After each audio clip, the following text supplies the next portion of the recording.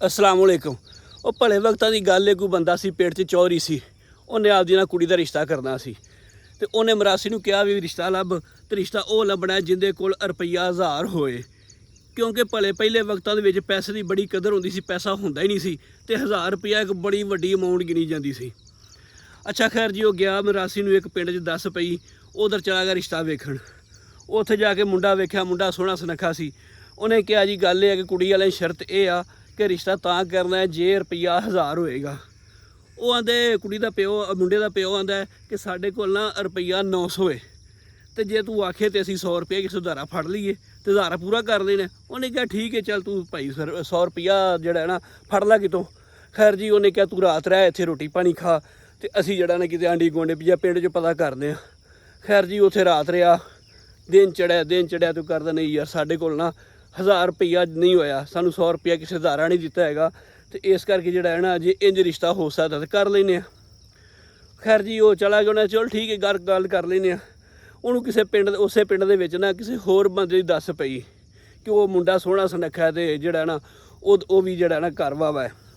ਖੈਰ ਜੀ, ਉਧਰ ਚਲਾ ਗਿਆ। ਉਹਨੇ ਜਾ ਕੇ ਗੱਲ ਸੁਣਾਈ, ਭਾਈ ਅਗਲਿਆਂ ਦੀ ਡਿਮਾਂਡ ਇਹ ਆ ਕਿ ਰੁਪਈਆ 1000 ਹੋਏਗਾ ਤੇ ਅਸੀਂ ਰਿਸ਼ਤਾ ਕਰਨਾ ਹੈ। ਉਹ ਕਰਦੇ ਯਾਰ ਸਾਡੇ ਕੋਲ 1000 ਤਾਂ ਨਹੀਂ, ਸਾਡੇ ਕੋਲ ਤਾਂ ਰੁਪਈਆ 100 ਹੈਗਾ।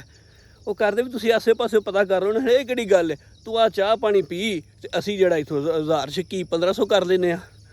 ਖੈਰ ਜੀ, ਉਹ ਚਾਹ ਪਾਣੀ ਪੀ ਲੱਗ ਪਿਆ। ਉਹ ਚਾਹ ਪਾਣੀ ਪੀਂਦੇ ਅੱਧਾ ਘੰਟਾ ਲੱਗਾ, ਉਹਨਾਂ ਅੱਧੇ ਘੰਟੇ ਦੇ ਵਿੱਚ ਵੀ ਜਿਹੜਾ ਨਾ ਆਂਢ ਗੁਆਂਢ ਪਿੰਡ ਦੇ ਵਿੱਚੋਂ ਜਿਹੜਾ ਨਾ ਰੁਪਈਆ 1000 ਇਕੱਠਾ ਕਰ ਲਿਆ।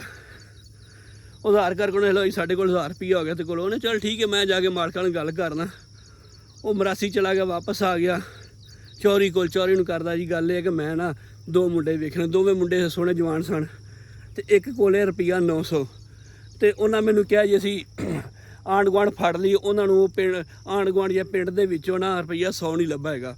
ਉਹਨੇ ਕਿਹਾ ਦੂਸਰਾ ਘਰ ਹੈ, ਉਹ ਵੀ ਮੁੰਡਾ ਸੋਹਣਾ ਹੈ, ਘਰ ਆਂਦੇ ਨੇ ਚੰਗਾ ਹੈ ਤੇ ਉਹਨਾਂ ਕੋਲ ਰੁਪਈਆ 100 ਹੈ, ਉਹਨਾਂ ਕੋਲ 1000 ਨਹੀਂ, ਉਹਨਾਂ ਕੋਲ 100 ਹੀ ਹੈ। ਪਰ ਇਹ ਆ ਕਿ ਉਹਨਾਂ ਕਿਹਾ ਅਸੀਂ ਪਤਾ ਕਰ ਲੈਂਦੇ ਹਾਂ ਤੇ ਉਹਨਾਂ ਦੇ ਘੰਟੇ ਦੇ ਵਿੱਚ ਜਿਹੜਾ ਨਾ 1000 ਰੁਪਈਆ ਜਿਹੜਾ ਪਿੰਡ 'ਚੋਂ ਫੜ ਕੇ ਤੇ ਲੈ ਆਂਦਾ।